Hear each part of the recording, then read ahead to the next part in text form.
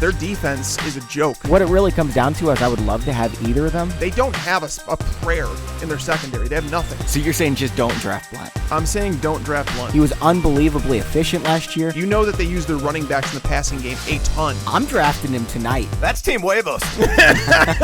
Huevos gigantes. Hey everyone, welcome into the Fantasy Pros Football Podcast. I'm Bobby Sylvester, joined as always by Mike Tagliere and Kyle Yates. Actually, I shouldn't say as always because I haven't been on for a while, guys. What's going on? Oh man, it's good to hear your voice. It's I didn't think I'd ever say that to you, but I did. And it's good to have you back on. Yates and I have been holding down the fort, but a lot of people have been asking where Bobby has been, so it's good to have you back, man. Yeah. Thanks, dude. Yates, what's up, buddy? Hey, yeah, it's good to have the three of us in. We got a three-man booth now, so I guess that makes Bobby Al Michaels. I'm obviously Chris Collinsworth, and so is Tags Michelle Tafoya. Is that how this works? Oh. As long as I'm not Booger McFarland, I'm cool with that. I left that option out for you. We could just be a dream booth, and I'll just be Tony Romo. How about that? All right, there we go. Oh, man, you're hunky, too. I like it. So here's the plan today, guys. We're going to talk about perfect landing spots for NFL rookies. Obviously, the skill players, quarterback, running back, wide receiver. I don't know. We might not go as much on quarterback just because there's so many running backs and wide receivers, and obviously the quarterbacks' landing spots aren't quite as important. I've got a cat messing with my background here on the on the YouTube channel that we're doing. Hey, by the way, give us a follow on Twitter at BobbyFantasyPro, at Mike Tagliere NFL, and at Kyle Y NFL. We're on Instagram too, and Tags, you have a new handle. What is your new handle? I do. I found out my actual name was available. There's been like a realtor that has my name that has owned different things, and all of a sudden it became available. So I'm just Mike Tagliere on Instagram now. It's pretty easy. And Kyle, you're the same. Me and you are the same on Twitter as we are on Instagram. Kyle Y NFL. I'm Bobby Fantasy Pro. And Kyle, we've been doing a ton of stuff on Instagram. Can you tell people why they might want to follow us on there? Because it's not just a site for girls. Like, that's what most guys think, right? But we're giving fantasy sports advice over there in a unique way as well. Yeah, for sure. I mean, we covered free agency super, super well, I thought, and our graphics guys kill it. And they do an amazing job there. So some great stats being released, exclusively on Instagram and those kind of things. So make sure that you're following us at Fantasy Pros. So here's what I want to do, guys, okay? By the way, follow us on Instagram, again, at Kyle Y Yates, at Kyle Y NFL, at Mike Tagliere, and at Bobby Fantasy Pro. But I want to go in a round table fashion because I like when we do it that way, okay? So, Tags, you're going to bring up the first rookie. Doesn't matter who it is, whoever you want to bring up. Kyle, you're going to bring up the next one. I'll bring up the one after that. We're going to talk about a lot of things, the best potential landing spot, what they could do in year one, what their ceiling is. As a rookie. So Tags, why don't you start us off? That way we're going to cover, probably 20, 25 players, and we'll all get to talk about the guys we want to talk about. Yeah, for sure. And we're going to try and hit on the guys that are going to be fantasy relevant for you guys. So we're going to start with Alabama wide receiver Jerry Jeudy. And the idea of this exercise is to, for those of you who haven't watched college football, you're just looking for us for information and to understand what type of players these guys are. So we're going to give you NFL style comparisons. It doesn't mean they're going to become that player, but it gives you an idea as to, if you're talking about Calvin Johnson, then you're talking about John Ross. They're clearly different players, even if they both ran an extremely fast 40 time. Alabama wide receiver Jerry Jeudy, he's a guy that reminds me a lot of like a Stephon Diggs, Antonio Brown type wide receiver, guys that can get separation at any level of the field. So when you how does that translate to fantasy football in year one? I personally think that I don't know if he lasts past the Jets at 11. The Jets have been building their offensive line through the offseason, so I would anticipate them, after losing Robbie Anderson, they need to get a wide receiver. They did sign Brashad Perriman to a one-year deal, but I would think Jerry Jeudy, if he's on the board there at 11, they should be pulling the trigger to get themselves a long-time number one for Sam Darnold. And if he does wind up there, I'm going to go ahead and say that Jerry Jeudy will finish as a top 36 wide receiver in year one and can be drafted as a wide receiver 3 because I do believe he would get 100-plus targets in year one. What do you guys think about that? So, Yates, I like Jerry Jeudy a lot. And it's funny, I wasn't going to compare him to Diggs. I was going to compare it to Adam Thielen, Diggs' teammate. And Adam Thielen's phenomenal. But I like Jeudy over Lamb, and I like him over Ruggs, but I don't know if the Jets are the best landing spot. Do you think it is? I'm a huge Jerry Jeudy fan as well. Obviously, I have him as my number one wide receiver in this class. So we're talking about him as an elite route runner, he creates separation at all levels of the field. So, Stephon Diggs is a good comparison there. Of course, Adam Thielen does the kind of the same thing. He wins in a little bit of a different fashion. But when we're talking about the Jets as a landing spot, I think that's the realistic scenario where we could be talking about Jerry Jeudy in New York next year. So I don't think it's necessarily the best and like the dream fit. I think any team from, Las Vegas at 12, Las Vegas would make a ton of sense. A dream fit would just be, hey, Tampa Bay, go all in at 14 and get Chris Godwin, Jerry Jeudy, and Mike Evans.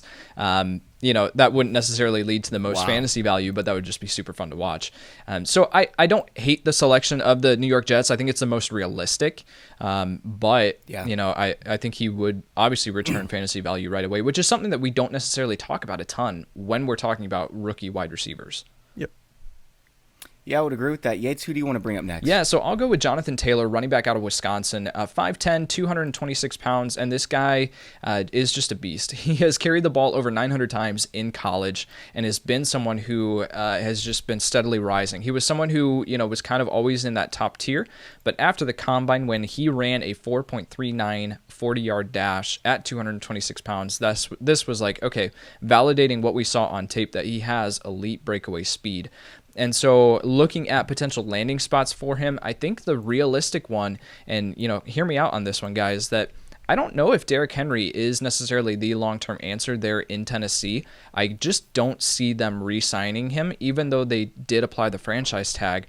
I just don't see them re-signing him to a super long deal. So if I agree with that logic. Yeah, if Tennessee can come in and, their offense is predicated upon a guy who can carry the rock 20 to 25, potentially even 30 times a game, isn't necessarily a huge factor in the receiving game, you're not going to miss a beat with that offense if you go from Derrick Henry to Jonathan Taylor. Tags, hear me out, okay? Mm-hmm. Derrick Henry, I agree. I think he's going to be gone. But who's more likely to be the starting running back for their team in 2021, Derrick Henry or Mark Ingram? And which running backs, which system would you rather have your running back in? For me, it's Baltimore, and I think that Mark Ingram's more likely to be gone. I'd love to see him end up in Baltimore. Yeah, Baltimore wouldn't be a bad spot, especially with Gus Edwards not being on the team anymore. They kind of use that 3-back system, but they also invested in Justice Hill last year. So I don't know how much they're going to value it, but I would anticipate them. That's a team that you probably should watch it at 28 if the Dolphins don't take him at 26. Jonathan Taylor, no matter where he goes, he's going to have a workhorse gig, and he's a guy that reminds me a lot of Nick Chubb. He's particularly strong on first and second down. Can he do some in the passing game? Sure. I think Chubb might be a little bit better. Chubb may break a few more tackles than Jonathan Taylor, but Taylor has more top-end speed.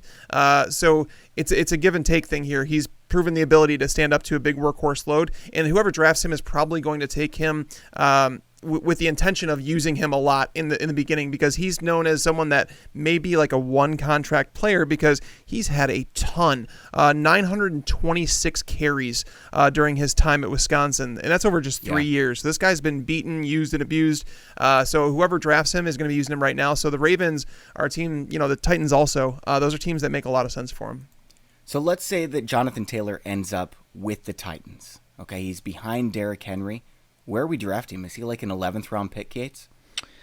I think it's all predicated upon not in Dynasty. I'm sorry, in redraft. Right. Yeah. If it's all predicated upon if Derrick Henry is actually there. If he's not, I would be fine taking Jonathan Taylor in the 4th round of redraft leagues. If Derrick Henry is still there and looks like he's going to be suiting up and playing, then I think he's kind of that may alternate in and maybe the guy that he takes over next year if Derrick Henry plays on the franchise tag. So it's hard to say definitively, but I think if Derrick Henry is gone, I mean maybe even the 3rd round. Is that too rich for you guys? No, I was going to say the end of the 2nd round. I'd probably take him if Derrick Henry. I think I'd probably take him in the 2nd in that offense. But here's the thing. Here's the question, though. It could be like a Melvin Gordon type situation where Derrick Henry says he's going to hold out, and let's say they draft Jonathan Taylor and saying, we have our long-term solution. Derrick, if you show up, great. If you don't, then we're going to have to move forward with Taylor. Suck. And regardless, even if it's a 1-year thing and they have Taylor there kind of like waiting in the wings if there's an injury or anything like that, it doesn't handicap them if Derrick Henry were to go down with an injury.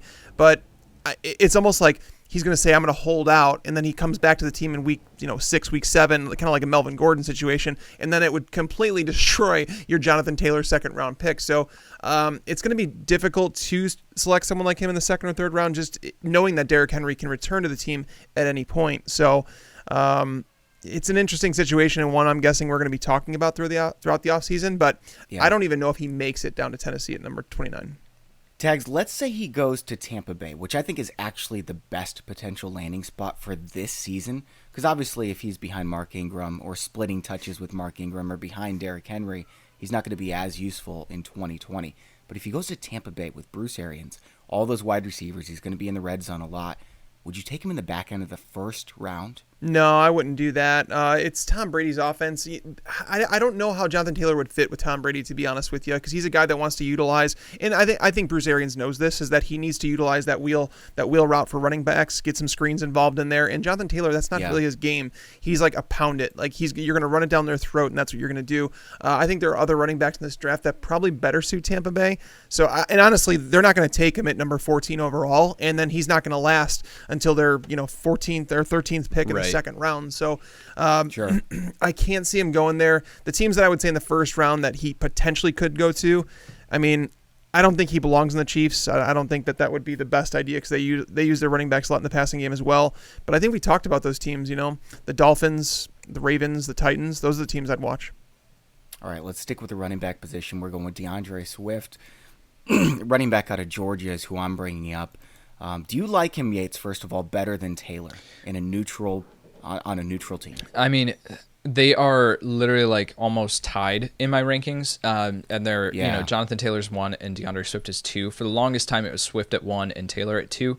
But after the combine and factoring in a weight-adjusted spark, which is what I do for my combine and injury ratings, Jonathan Taylor's moved up just a little bit there. So yeah, but they're essentially neck and neck for me. Tags, what do you think, man? What kind of team would Swift be better on than Taylor, and what NFL player is Swift more like? Oh, I think Swift would be fantastic for the Chiefs. He's a team that fits that. I mean, if they're willing to spend some equity on him, if they want to swipe him at the end of the second round, he might be there. I don't see them spending it. You think there's a chance he'd be there at the end of the second? I think they'd have to trade up into the early mid-second. I think there's a possibility, and the reason I say that there's a possibility, not because of like talent or anything like that, but because NFL teams are starting to learn to devalue the running back position a little bit. And I know that the draft is a little bit different because you're getting a guy that's fresh that you're going to use up for that first contract. He's cheap, but if you don't select him in the first round, then you don't get that option. And there's not a whole lot of jobs available in the NFL for workhorse running backs. And DeAndre Swift is a guy that reminds me of like a Dalvin Cook type running back, a guy that can get it done on all 3 downs. He may not be excellent, like extremely elite at any one thing, but he's a very, very solid all-around running back. And I believe that the one thing that coaches do like is that he doesn't bounce runs to the outside for no reason. Like a lot of running backs do that as they come into the league, and then they learn that they're not fast enough to do it. He actually looks to cut back. I think Andy Reid would love him as a running back. He needs a long-term answer at the running back position because I think Damian Williams, they learned that he just can't hold up to that workload over a full season. So I think the Chiefs are interesting. Would they take him at the end of the first round? Maybe. I think there's some other needs on that team. I think they go Gladney, man. I think they go cornerback there. It's a team that doesn't have a whole lot of holes. So you can kind of say we're playing to win now, and we get a running back on a cheap contract. It is what it is, but sure. I think that's Damian the ideal Williams spot. really should have won the Super Bowl MVP though, so it's not like they are desperate for a running back. It's just more about him staying healthy. And I think Andy Reid, we heard multiple times last year that he was frustrated with Damian Williams not able to stay on the field. Sure. It has nothing to do – when he's on the field, he's perfectly fine. We've seen him perform, game in, game out when he's given the touches. Obviously, McCoy's gone. They didn't really trust Damian Thompson at all in that offense. That tells me that he's not really the guy. I don't think that he's the guy that they thought he was going to be. But they need a long-term solution for a 3-down back. And this is ideal from a fantasy standpoint. Now, Yates, where would you pick? So let's pretend that he goes to the Chiefs at the end of the first round. And we know they're going to use him. Okay, how high would you? Well, do we know that because Damian Williams is still there? Like it's gonna be a split. I mean, no. If you take DeAndre Swift at the back of the first round, you're using him. Like he's your guy. I think they've, if memory serves correctly, they've extended Damian Williams. They did. It was a very cheap. But contract, I was just about to say it was a very cheap contract. So it's not like they're saying like Damian Williams is our guy moving forward. With DeAndre Swift, if they're taking him at the back of the first round and the type of talent that DeAndre Swift is. you're using him. So in a redraft league, Sure. man, give me a middle of the second round, early second round. I'm fine with that. That offense and DeAndre Swift's talent and what he can do from the receiving game, right? This is the difference between him and Jonathan Taylor. Is that Jonathan Taylor is not a bad receiver. There's this narrative out there that he just can't catch the ball. That's not it. It's just that he's not like overly proficient in it. So, but DeAndre Swift, kind of like Leonard Fournette, right? Sure, like DeAndre Swift or like Derrick Henry, right? Like Derrick Henry can catch the ball, but it's not how you're going to use him. That's not his calling card. DeAndre Swift is an excellent route runner out of the backfield, has great natural hands, and has the elusiveness in the open field. I think Kansas City and Tampa Bay are two, like we talked about Bruce Arians using David Johnson and how much he was used. Like Tampa Bay is a perfect spot too. But as far as Kansas City, with that offense, Patrick Mahomes, Tyreek Hill, Mecole Hardman, Travis Kelce, man, middle of the second round, early second round, I'm for that.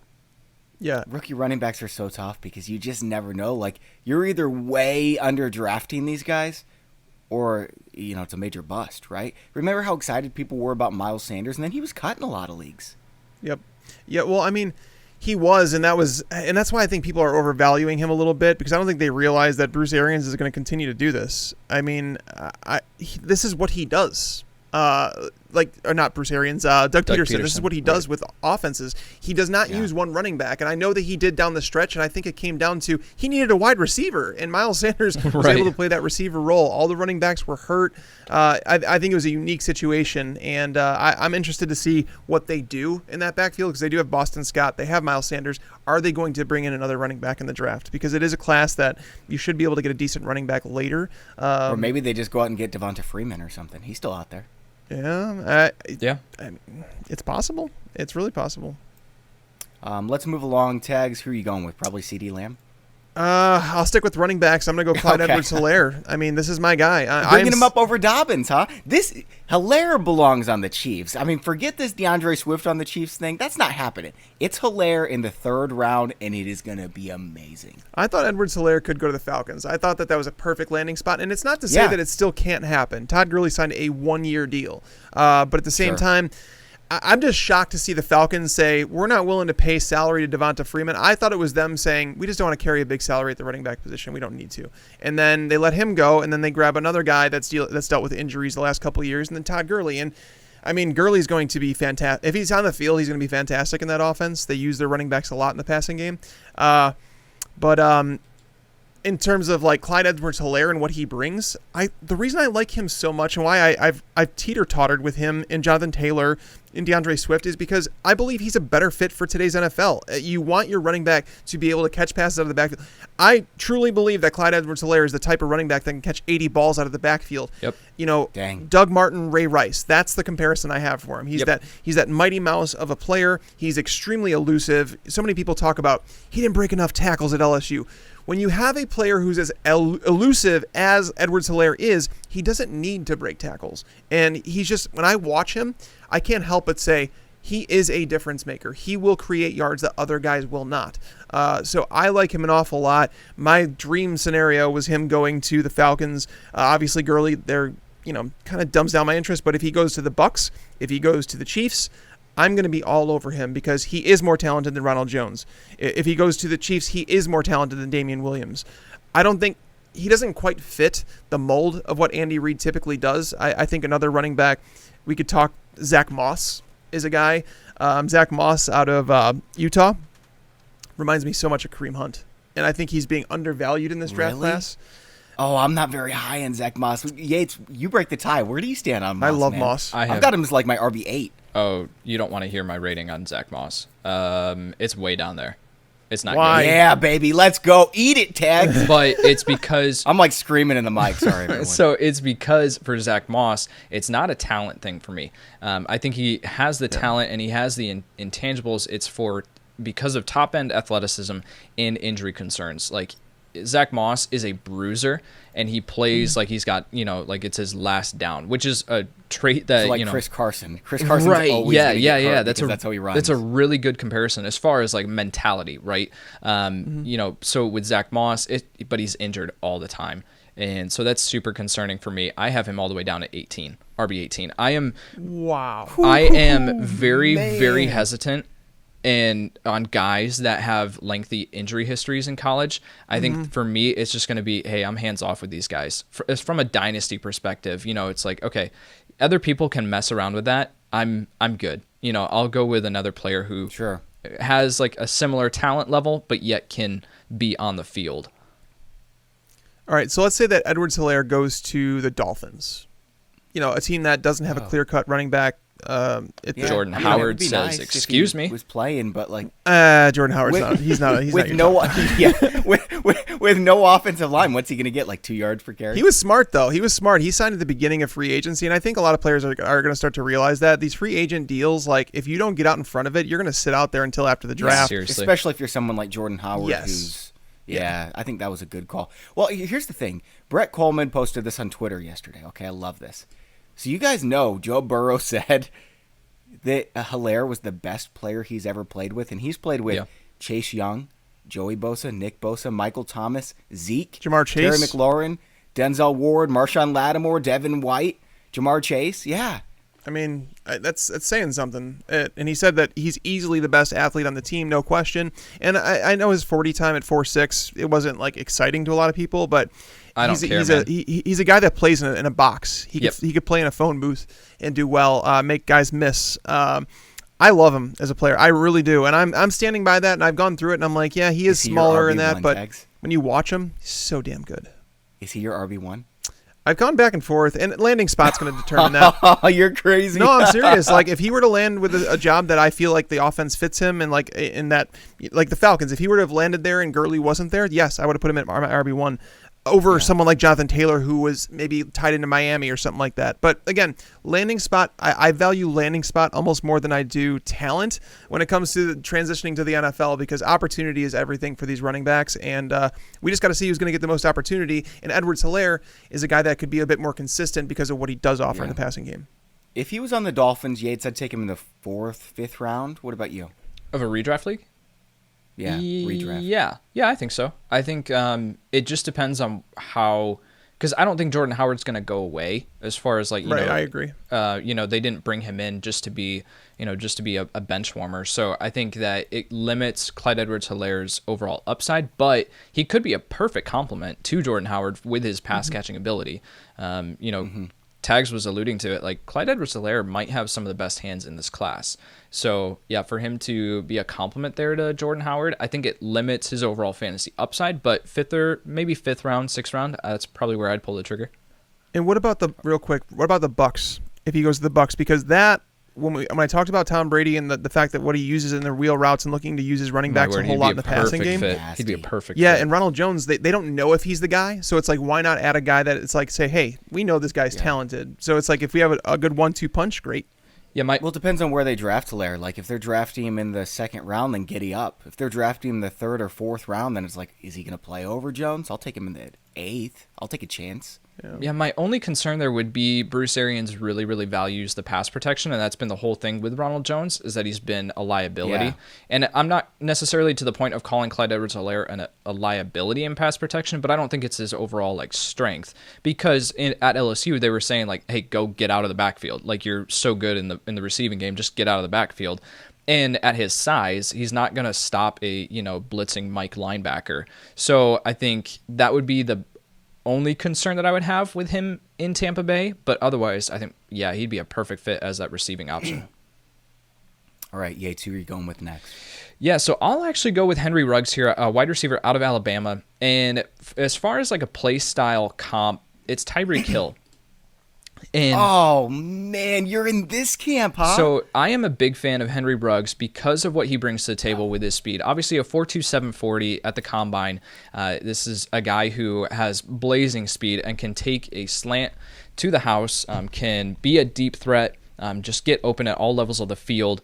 And so But I think what people are kind of scared off of, and Tags and I have talked about this on the pod before, is that I think people have a John Ross syndrome here, where John Ross was completely just a speed guy. But Henry Ruggs is more than that. He brings a toughness to the table. He's tough as nails, and yet brings some contested catchability, is a good route runner. I think he's just someone who separates himself from guys like John Ross and moves into the category and camp of someone like Tyreek Hill. And we've seen the effect that Tyreek Hill has on the NFL and for NFL teams. And so when I look at like dream fits for Henry Ruggs, San Francisco at 13 would make a ton of sense. That offense is built upon the run and then also the short passing game. And we saw that with Deebo Samuel, right? It's primarily slants. It's just like, hey, Deebo Samuel, run a slant. We're going to get the ball in your hand. You break a tackle and take it. Henry Ruggs has that ability to be able to run a really, really nice slant route, position himself, gain leverage, move back in towards the middle of the field, and take that slant and create after the catch. So when you're pairing him with an innovative offensive coordinator like Kyle Shanahan and head coach like Kyle Shanahan, I think that would be a dream fit. Tags, I can't go the Tyreek Hill route because I think that Tyreek Hill's speed is just on another level. I legitimately think he's one of the fastest human beings in the world. I don't think Ruggs is quite that. Well, not just that, but Ruggs, he is fast. He has the on-demand speed, so I'll say that Ruggs has that. He doesn't He's like run the number 3 wide out of Alabama, man. Yeah, he doesn't run routes with the volatility or intensity that Hill does. And that's the difference for me, is that Hill, not only is he a speed demon, but he cuts on a dime. Like he's when I was going through my top route runners, some people said I left him out of my top 5, and is that a mistake? Maybe, but there's guys that are like teetering on that conversation, and Hill's there. Ruggs is not. Ruggs isn't even close to that conversation from me. Obviously, Jerry Jeudy was the best route runner on that team. Right. But I think it's somewhere in between a Tyreek Hill and a Ted Ginn. and Ted Ginn was someone that was drafted extremely high, extremely fast, used on special teams and all that. I think there's somewhere in between there, and that would be fine. He's like Paris Campbell, man. Like Paris Campbell, I think he's got a low floor. Now, I get it. The ceiling is nice, but with all the wide receivers in this class who are, I won't say can't miss stars, but can't miss reliable wide receivers, I don't want to draft Ruggs in the top 15. Yeah, he's definitely the biggest boomer bust one up there. But now, Yates, you mentioned the 49ers. Do you think that at 13? And so here's the silver lining here. Daniel Jeremiah is extremely dialed in. He talks to the NFL teams a lot. He has a lot of connections, right? And he continues to put it out there. Continually does it. When I hear it one time, it's like, okay, yeah. But he continually has been putting it out there that Ruggs might be the first wide receiver off the board. And at 13 to the 49ers, that kind of makes sense because they're moving on from Marquise Goodwin, that field stretcher alongside of Deebo Samuel. That kind of makes sense. So is that possible? And if that happens, guys, where would you draft if the Jags Ruggs? take him at 9, I will be pissed. They're my team. I will be so mad I'll throw stuff. I would too, but it's John Ross went, what was it, 9 overall? 8? Yeah. And if that was my team, 9. I would have been pissed. Yeah, because that was a reach by the Bengals. Now, I liked Ross, to be fair. I'm going to be honest about it. I liked Ross, and I still do. But it was a reach. Not at 9, man. Okay, so go ahead and ask the question again, Gate. Sorry for interrupting. All right, no. So if he goes there at 13 to the 49ers, where would you take him in a redraft league? In a redraft league to the 49ers, I'd probably be looking at him in like the 7th or 8th round. I still think that there are some concerns as far as like a rookie wide receiver coming in. And I would still I think other guys are going to fall into favorable situations, right? But as far as like a talent level, so I'll address, Bobby, you mentioned Paris Campbell, 2 completely different type of players, because Paris Campbell coming out was a guy who needed scheme touches at Ohio State. It was get the ball in his hand in a crossing route, just let him create, or behind the line of scrimmage in an end around, those kind of ways, and just let him create after the catch. Marquise Goodwin, another type of different player, where Marquise Goodwin had blazing Olympic speed, right? And I don't want to take that away from him, but he was just a guy like, hey, run a 9 route every single time. That's not Henry Ruggs. Henry Ruggs has the ability to sink in and out of routes, run a full route tree, and yeah, maybe I wouldn't put him on like the caliber of a route runner that Tyreek Hill is yet, but we have to remember, like, we're comparing these guys. Henry Ruggs is 21 years old. Tyreek Hill is 25, 26 now, whatever. Oh, it's a fair comparison in terms of style of play. I think it's a fair comparison, just not quite there. Yeah. So, I mean, I think he still has potential, because one of the things that I scouted and wrote down when watching Henry Ruggs was that he has a good release, but it's not there yet. Like, he has all the explosiveness in the world. He just doesn't know how to leverage it yet to be able to dip his shoulder and then explode through it. I just didn't see that a ton yet. So I think once he gets with a wide receivers coach in the NFL who's going to notice that and say, hey, like, to do these two things, right, and you'll be able to beat press coverage that much quicker, then I think the sky's the limit. But as far as like with San Francisco, for him to be able to be used in the short passing game, as far as the slants, intermediate routes, deep ins and deep outs, at that point, you're getting the ball in his hands and letting him create. So I think they're two different types of players when we're talking about Henry Ruggs and Paris Campbell to Marquise Goodwin. I think Henry Ruggs brings more to the table. Okay. All right. Well, I'm obviously going to talk about CeeDee Lamb. I don't know how we haven't covered him yet, because he's the consensus number 1 wide receiver on the board. I like Jeudy better. CeeDee Lamb is a close number 2 for me. And then I see a huge gap before we get to my number 3. I'll bring him up later.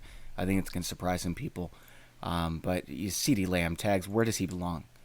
I mean, he's probably going to go to one of those teams. Wide receiver out of Oklahoma. Yeah, no, I mean, he's probably going to go to one of those teams that we were talking about, the Jets, the Raiders. Those are teams that need an alpha wide receiver. Me personally, I believe CeeDee Lamb would be best fit if he were to go to some place like the Broncos.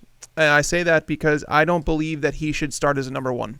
So I like him in Dallas for that reason.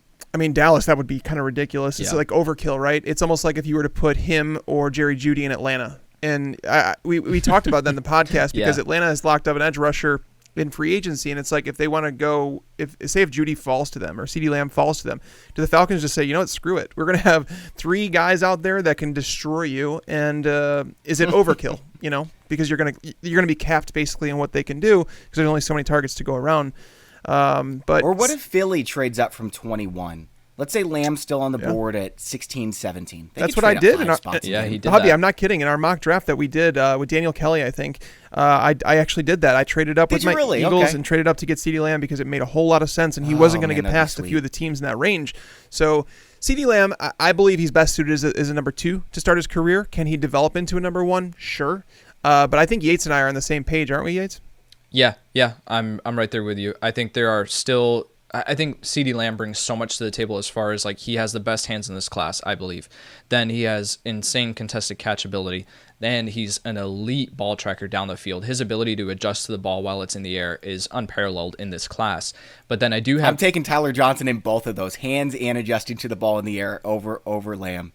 I mean, Tyler Johnson is the man out of Minnesota. I love that guy. We can talk about Tyler Johnson in a bit. But with CeeDee Lamb, like, I do have concerns about, he's not the most dynamic route runner, right? Like, we didn't see him run like a huge, diverse route tree. And then also, like, in the Big 12, he did not see a ton of press coverage, right? So I have concerns. It's kind of the same concern with Justin Jefferson. It's a little bit different, where Justin Jefferson was primarily out of the slot. So I don't know his ability to be able to beat press coverage. CeeDee Lamb, he just didn't see it from the corners in the Big 12. So that's a concern for me as well. That prevents me from saying, he's a bona fide wide receiver 1, day 1 in the NFL, and that's why I have him at 4 in my wide receiver rankings.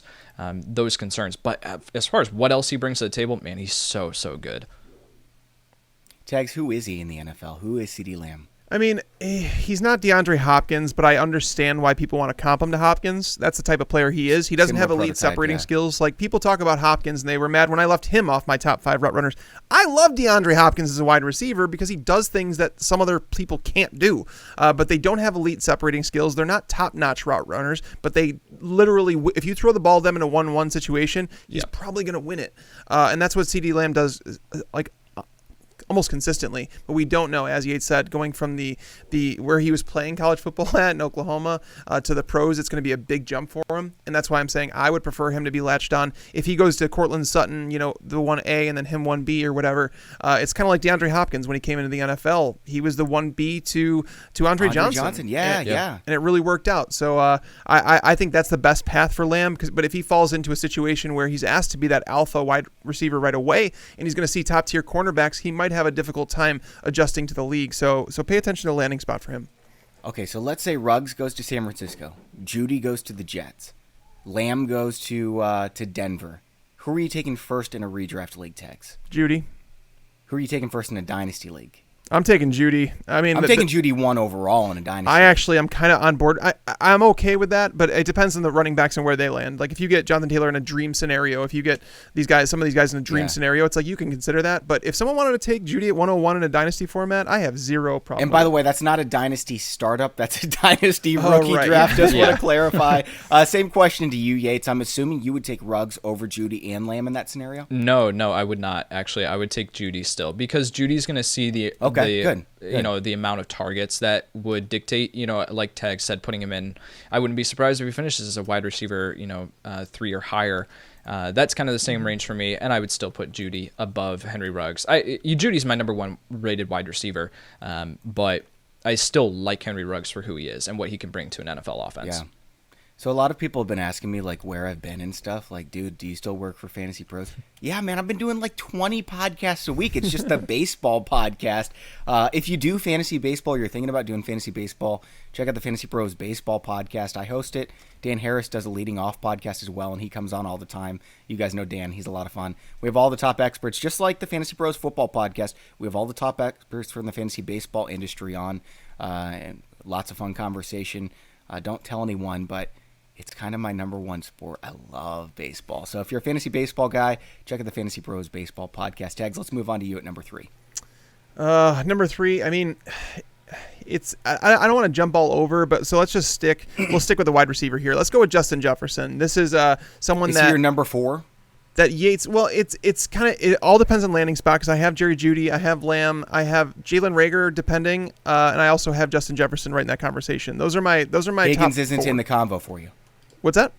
T. Higgins is not in the combo for you. No, I mean, I like Higgins, so we'll get into him in a second. But Justin Jefferson, wide receiver at LSU, a guy that produced like massive numbers while at LSU. He was basically, one of the top guys playing alongside Joe Burrow. And some people say, well, he had Burrow thrown to him. I believe that when you combine a great talent at quarterback like Burrow and you combine a great wide receiver like you have in Justin Jefferson, you put them together and you get elite results. And that's exactly what we got. Yeah. He's a guy that I would love to see him play the big slot role in the NFL. He's someone that reminds me a lot of like a Marcus Colston, younger. Like he's not. Ooh, yeah, he's faster than Colston was. Clearly, he's a better route runner, but he plays that big slot role so well. Can he play on the perimeter? I think he answered that when he got up there with his 40 time. So many people thought that he like won the combine because of his 40 time.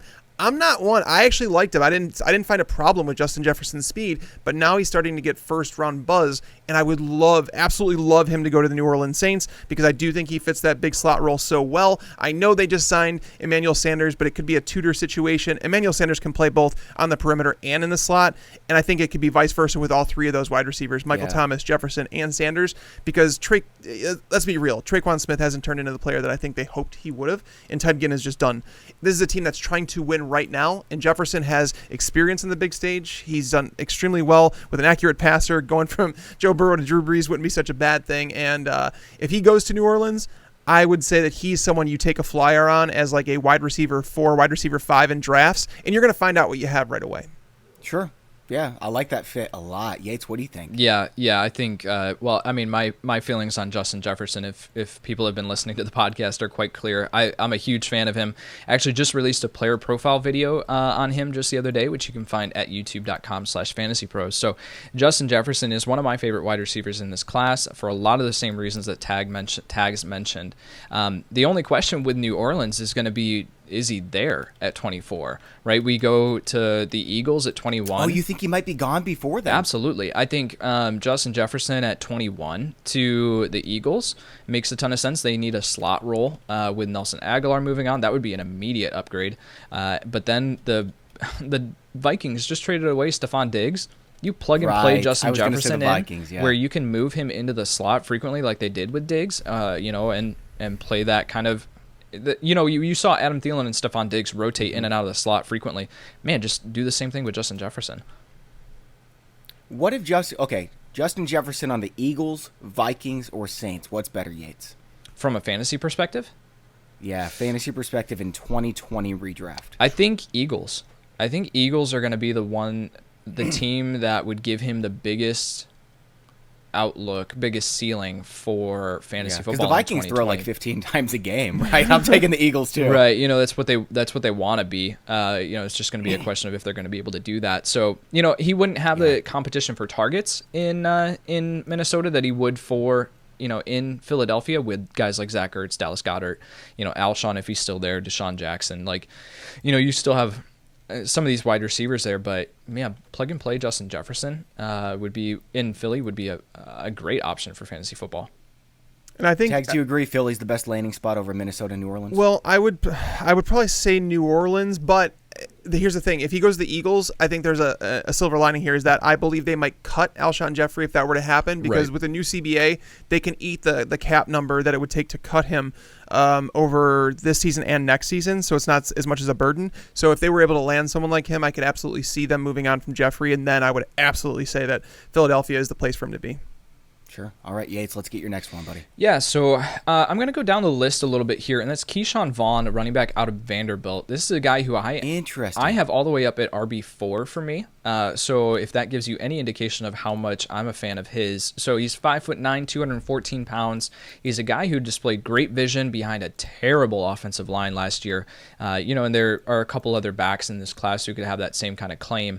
But and against a very tough schedule as well. Right. So moving to the SEC, and then you're playing against that level of competition with that terrible of a team, it's really really not going to be great for him. But he flashed continuously, and so for me, he's excellent in pass protection, excellent as a pass catcher out of the backfield, has great contact balance, but runs a little bit more upright than I would like to see. Doesn't necessarily have tremendous lateral agility, but I think he wins in so many other ways that will translate to the NFL. It's just going to be a question of, does he get drafted high enough to get that role carved out for him? So I think one of the teams that makes a ton of sense would be the Houston Texans. The Houston Texans have brought in David Johnson, but they don't have anyone else behind him. And are we going to sit here and say that David Johnson is the long-term answer there in Houston? Yeah, is his back going to hold up for 4 weeks? Ankle, whatever, leg, we just don't know what he's got going on there. Right. So, is he going to be the long-term answer? I don't think so. So I think if you bring in Keyshawn Vaughn in the third, maybe fourth rounds, and I don't have their draft picks up in front of me. So, but, if you take him at that point and then bring him in to back up David Johnson in that offense, that we've talked about it. Man. I like we've this. talked about it, Tags. The Houston Texans run the ball quite a bit, and we saw Carlos Hyde do great things for fantasy football last year as far as from a volume perspective. Man, adding in Keyshawn Vaughn to that offense, I think makes a ton of sense. I'm a fan of Keyshawn Vaughn as well. If he landed up in a spot like Houston behind a injury-prone running back like David Johnson, I'd draft him at the end of the draft. I'm not going to say I'd be super excited about it, but he has some upside there. What do you think, Tags? I'm not, and this is one of the players that Yates and I, we agree on a lot of players, but this is one of the players that I didn't see it on, and it's one of those things where I'm working my way back, and I haven't got through my second round with him yet. I wasn't a big fan when I watched him first. I mean, he felt a little bit stiff to me, didn't have too much wiggle. You like Zach Moss better than you like Keyshawn Vaughn, don't I do, you? 100%. And you are sick. No, and Moss, the injury history, that's real. I can't deny that, but yeah, I would take Moss. Cam Akers from Florida State, I think he's someone that I would also take. And it really comes down to draft equity, because if a running back falls out of day 2, they're basically dead in redraft. They're not in redraft. Yes, yeah. I put an article out, I think it was last week. These weeks are blending together with the whole stuck in the house thing. But I don't remember what week it was, but I put it up on the website where it was like what to expect out of rookies in redraft leagues. And I went through and talked about, and it was based on what round they're drafted in and all that. So you're going to see if a running back falls outside of the top 3 rounds, you're almost like not going to rely on them for any fantasy production in year 1. And they're going to be relied on as like just a backup. So if they're not going in those top 3 rounds, I don't see Keyshawn Vaughn going there. I think he's more of like a 5th round type player, where he's going to fall. And again, Moss is probably not someone that's going to go in the top 3 rounds either, so it might not matter, because again, the NFL right now, when you look around teams, like this is our job right now to look at the NFL draft and say what teams need running backs. There's not a whole lot of openings out there. Let's be completely honest about that. We used to be like, oh, this is a clear-cut landing spot for him. This. We just saw Melvin Gordon sign with the Broncos, who had 2 fine running backs on their roster. There's going to be dumb NFL teams that are going to take running backs well before they should, but at the same time, trying to predict it, it's really difficult. All right, I'm going to throw out another name here. I'm going to go with J.K. Dobbins and I want to see him end up in Pittsburgh because I don't know if James Conner is going to hold it down. I think that Dobbins could be the guy who takes over in week 4 or week 5, and he fits into that offense perfectly. Tags, what do you think about J.K. Dobbins? I think he's better for like a wide open offense, like a spread offense that uses the running backs a lot in the passing game. I don't think he's someone that you want to rely on for any sort of workhorse role, and that's the reason I have him down at number 5 among running backs. I think he's going to be a 3-down, bell cow back or anything like that. I'm just looking for opportunity. And that's the thing. I don't know if there is that. With Jalen Samuels, they invested in him a little bit. They obviously spent way too much equity on Benny Snell, who moves like a snail. James Conner is obviously not built to handle a workhorse role in the entire year, but they have running backs in the roster. It is a team that's built to win now, so could I see it? I guess. But yeah, Dobbins is a guy that you definitely want to see in a timeshare somewhere. I don't think he's going to be fantasy relevant right out of the gate. J.K. Dobbins is out of Ohio State, running back. Yates, who do you see him as in the NFL? I mean, it's hard. I haven't been able to nail down as far as a specific comp, and again, I really don't. Same. I don't. That's why I asked you. I was hoping you had an answer. I really don't like trying to peg these guys into, or try to fit these guys into specific holes. But as far as like a running style, man, I really haven't been able to figure one out. But Dobbins, I mean, brings a lot to the table. He throughout the college football playoff, he was actually very close to rising up to my running back 1, just because of what he did. He moves a lot faster than I think people give him credit for, improved a lot from 2018 to 2019. Of course, had a phenomenal freshman season, then kind of fell off a cliff, then rose back up. So I think he has some question marks, and the fact that he wasn't able to participate in the combine is going to hurt him, especially with this whole situation going on. So draft capital is going to matter. As far as like Pittsburgh specifically as a landing spot, I think it makes sense from a need standpoint. I think they are ready to move on from James Conner, and we're seeing those kind of reports come out. As far as an offensive style, I would agree more with Tags that I think he fits more, from a wide open spread concept. So, yeah, it's difficult to fully answer that, but he's someone who I really like. I have him as my running back 3. Sure. All right, now what we're gonna do, guys? We're gonna do a lightning round here, okay? So I'm gonna start us off. I'm gonna give 3 players 3 landing spots I want, and then Yates, you're gonna tell us which of the 3 we're gonna break down and talk about. So Jalen Reagor, I want to see him with the Green Bay Packers, man. Because I don't think Devin Funchess is the answer there. Let's move on to the quarterback position. Tua. I know Tyrod's there in Los Angeles, but I want to see him with those weapons. Keenan Allen, Mike Williams, Hunter Henry, Austin Eckler. I'd love to see Tua end up with the Chargers. I don't know if it's going to happen. I think more likely Miami or even Detroit, maybe even Washington. But I would love to see him with the Chargers. And then my third one. This is my number 4 wide receiver, Donovan Peoples-Jones out of Michigan. I want to see him end up with my Jags because I just love the Jags, and I really want to see him on my team. So I know we're not going to talk about that one, but I want to throw it out there. So, Yates, who are we talking about, buddy? No. I love the fact that you want to talk about Donovan Peoples-Jones. I have him as my number 7 wide receiver, and You do? No. Oh, I love you, Tex. Let's go, baby. I didn't know that you were that high on him, man. Yeah, I have him at 11. Yeah, I tweeted about him like 6 months ago. Like, dude, this might be my number 3 wide receiver in the class. Yeah. I'm a big fan of playing in Michigan, you're not going to put up gaudy numbers. I don't know if people realize that. And it was funny. I went back and watched him again. I think it was like just a couple days ago, and I ended up sending Yates like the little clips of him and saying, "Watch this." His upside is nuts, man. His highlights are amazing. He's a guy that while watching him, even the stuff that's not on highlight reels, if you go through and watch the games, and you can see how many plays were left on the table because of bad quarterback play, there's a lot, and he bails out his quarterback so much. He's a guy that I absolutely love. Have you heard the young man talk too? He's an extremely impressive human being. I mean, this guy's going to pick up an NFL playbook right away. He's one of those guys that I would not be shocked. Remember when Kenny Golladay was drafted much higher than anyone expected? Right. And everybody's like, whoa, Golladay, like the guy out of a small school. But I know he's out of Michigan. It's not a small school, but I don't think anybody expects him to go in the second round. But it would not shock me if an NFL team says, you know what, we like him enough that we trust. We're going to bring him in. I love the player. I love that, man. Yep. Yeah, I'd like to see him with Green Bay too, because I think Aaron Rodgers would love a young man. Green Bay would literally have like 10 of the same wide receiver, like same size. You're right. All right, so Yates, you get to pick who we're actually talking about. Is it Jalen Reagor, Tua with the Chargers, or DPJ? Let's talk about Tua, and I'll mention really quick with DPJ. Like, I think he is someone who's intriguing. I have him as my wide receiver 11. So I think what he needed to do... You're right with consensus. Yeah, what he needed to do at the Combine was show up and be a supreme athlete, and he did that. His Combine testing numbers are ridiculous. But I think... He was the number 1 wide receiver coming out of high school. Like, that didn't really surprise anyone. Right. Though. But he has never lived up to the billing, and I think watching tape, I would say that Nico Collins was the best wide receiver on that team. So I think Donovan Peoples-Jones was definitely underwhelming in college. He's a bit of a projection at the next level, certainly, but the tools and traits are there to be, a top option. So I certainly, I'm a fan of his, obviously at 11 in a very deep wide receiver class. But anyway, so let's talk about Tua. So Tua Tagovailoa, a quarterback out of Alabama, and the landing spot that you did there, Bobby, was Los Angeles, the Chargers, which is one that is my dream fit personally for Tua.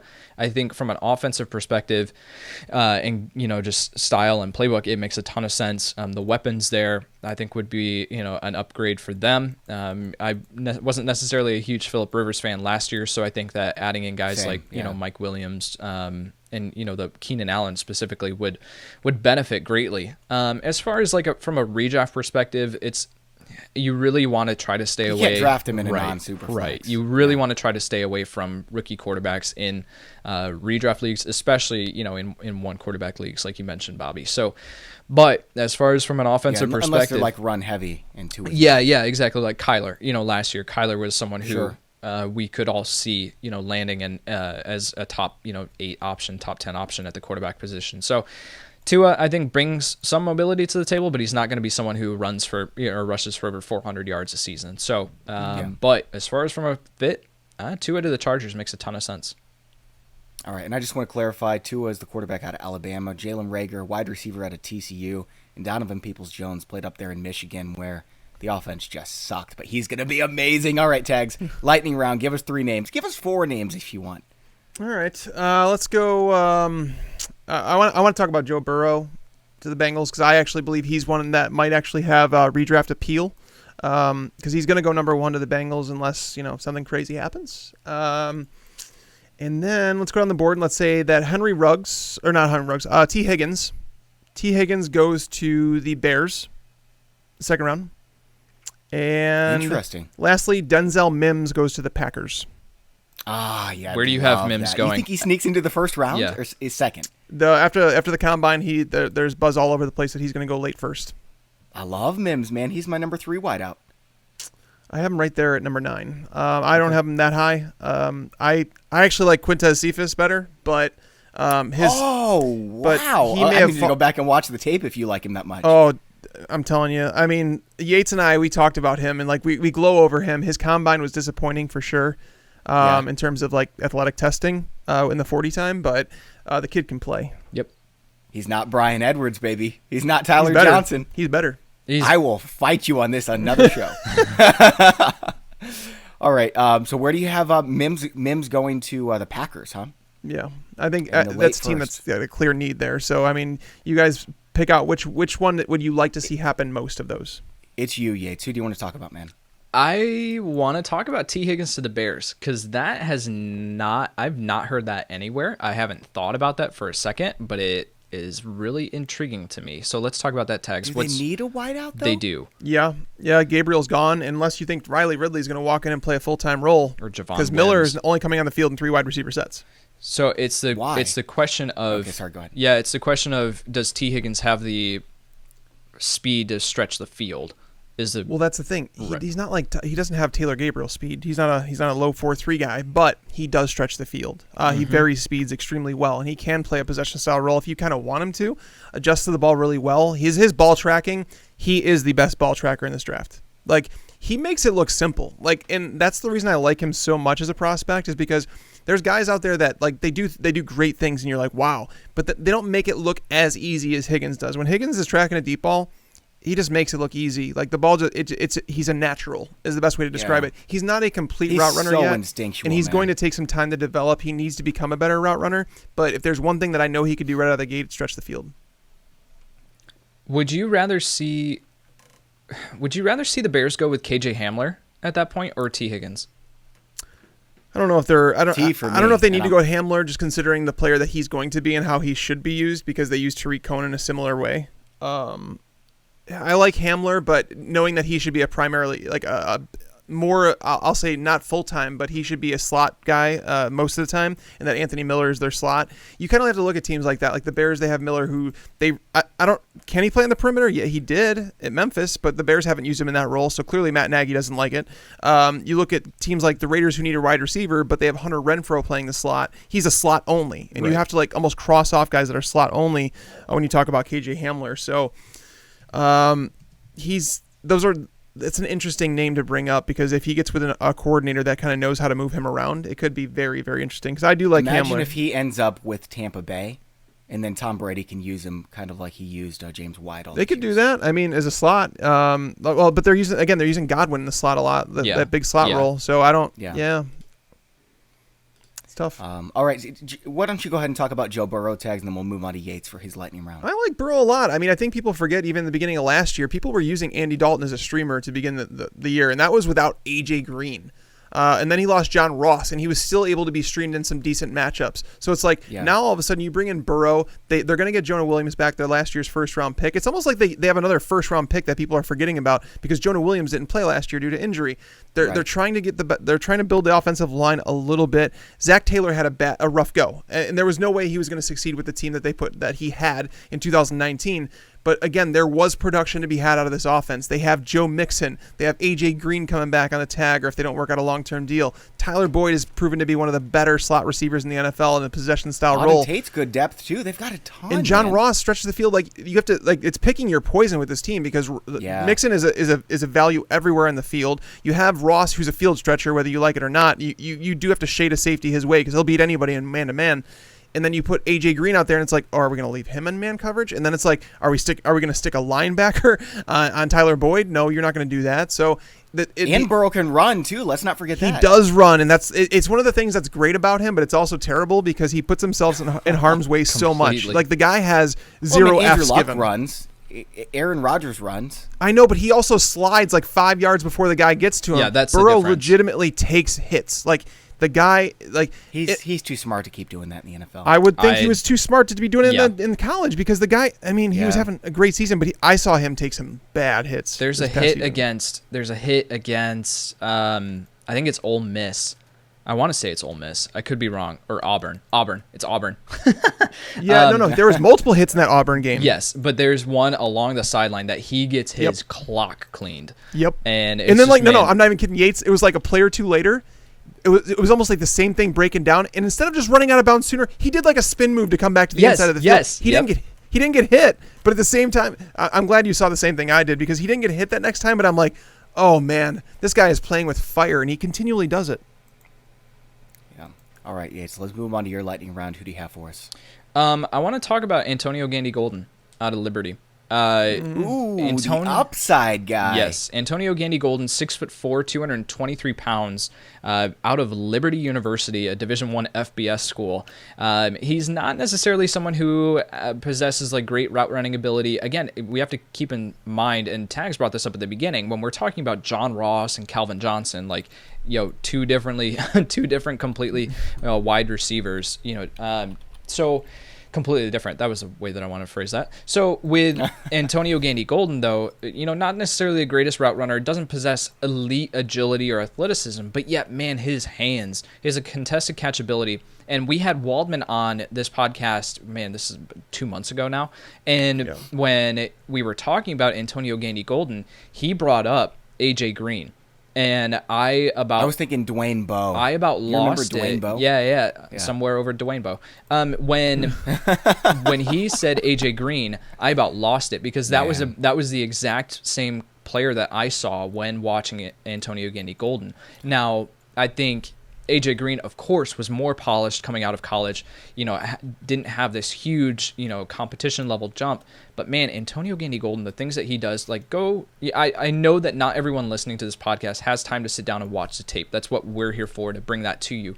But man, you have time to go sit and watch his highlights on YouTube. Your jaw will hit the floor. He looks like he's playing against middle schoolers. Oh my man. word, it's ridiculous. And so, so my concern with him was, okay, how is he going to perform at the Senior Bowl? Every report out of the Senior Bowl was that he was handling the competition jump just fine against these guys who have been playing in the SEC, Big Ten, these larger conferences. And then he goes to the combine and runs a 4.6 at 223 pounds. Like, that's a good time for who he is. He was not going to be a type of player that comes out and runs a 4.4 40-yard dash. So Antonio Gandy-Golden, when we're talking about pure upside, yes, the floor is low just because of his competition level jump and the fact that he's not a polished route runner. But man, the upside's AJ Green.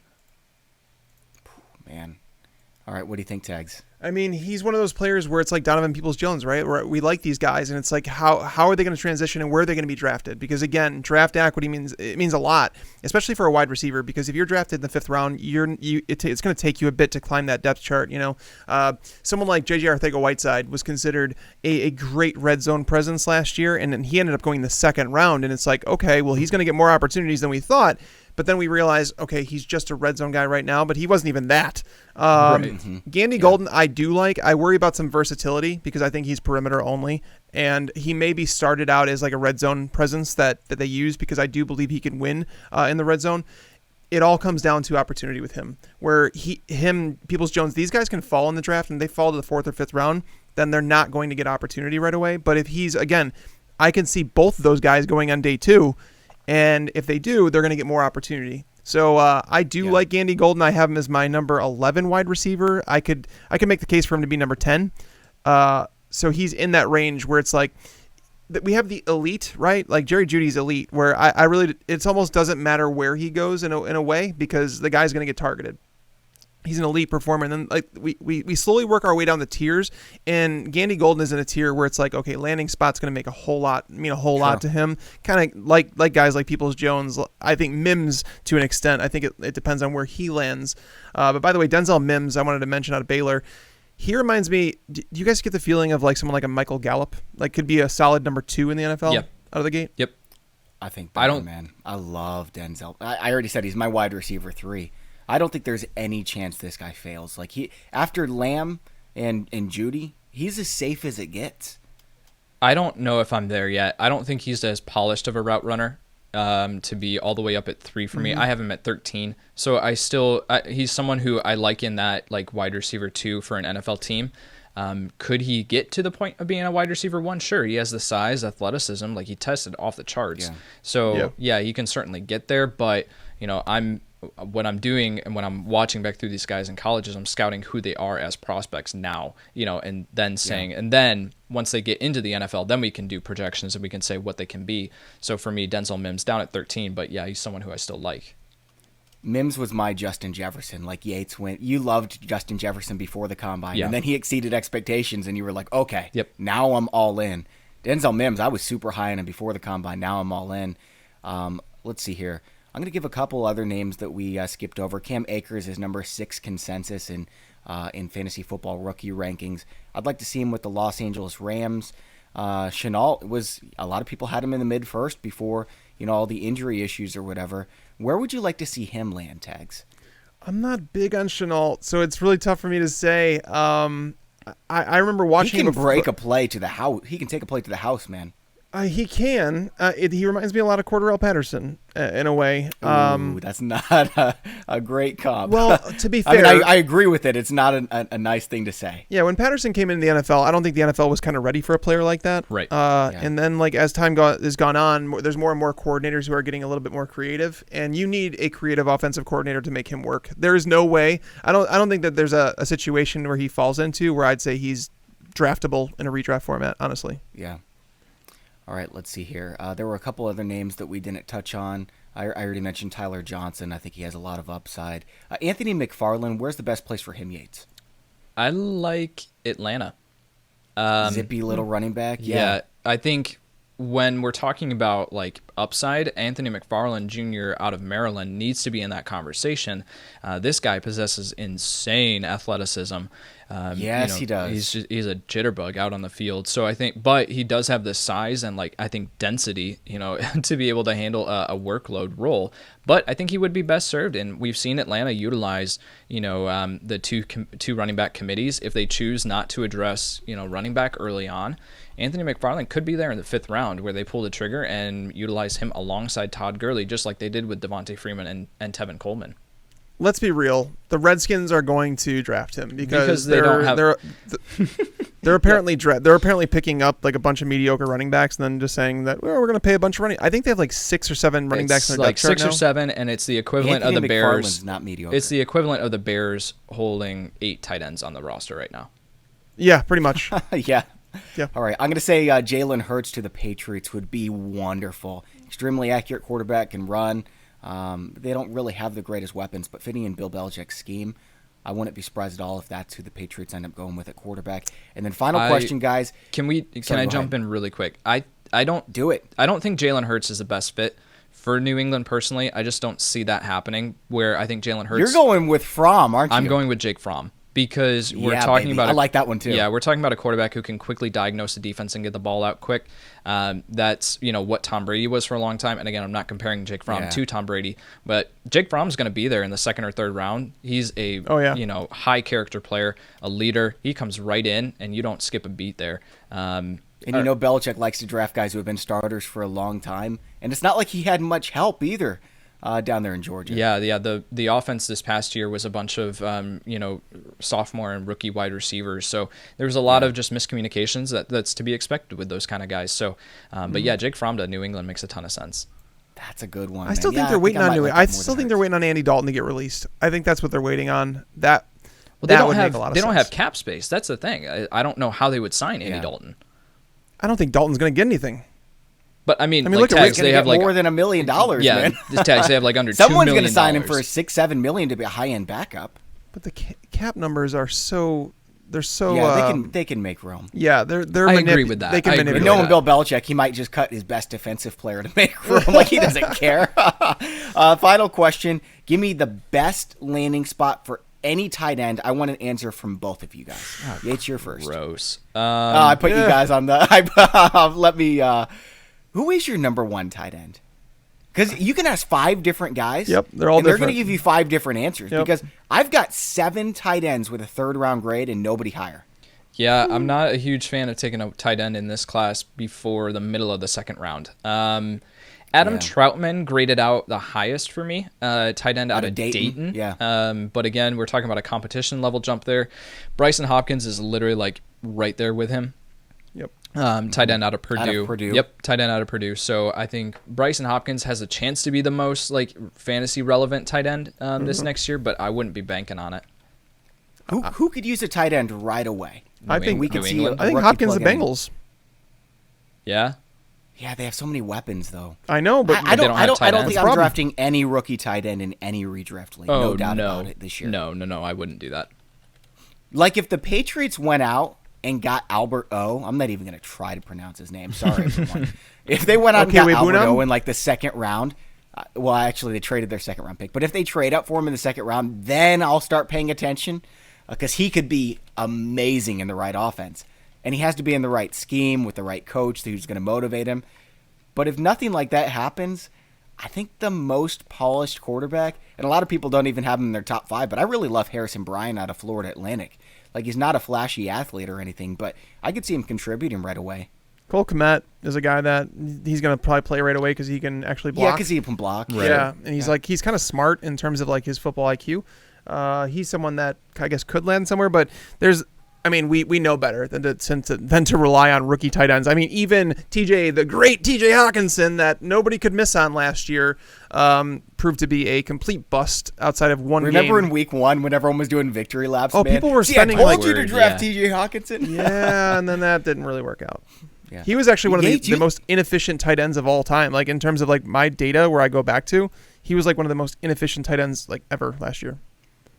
Man, Yates, you like Thaddeus Moss too. Where would you like to see him end up? Yeah. So I love Thaddeus Moss. Graded out really highly for me from a film perspective, but then of course has the Jones fracture, I think, in his foot, and isn't able to participate in the combine. Now with all this stuff going on, he's probably not going to be, medically checked before the draft. So, man, I think his draft capital is going to take a tumble because of it. He measured in a little bit smaller than I thought he was too, as far as like a height perspective. So that could scare off some teams. I like the talent. But I just don't think he's going to have the draft capital to back it up from a 2020 redraft perspective. All right, guys, that's all for today's show. You guys got some bonus content. I don't think you guys are complaining. It's good to be back on the show with you guys. Lots of fun. Give us all a follow on Twitter and Instagram at Bobby Fantasy Pro on both Instagram and Twitter, at Mike Tagliere NFL on Twitter, at Mike Tagliere on Instagram, and at Kyle Y NFL on Twitter and Instagram. And check out the Fantasy Pros Baseball Podcast. From Mike Tagliere and Kyle Yates, I'm Bobby Sylvester. Thanks for listening, and enjoy your football. Thanks for tuning in to the Fantasy Pros YouTube channel. Make sure to check out our featured videos as well. Also, make sure to click that red subscribe button to get notified when we post videos in the future.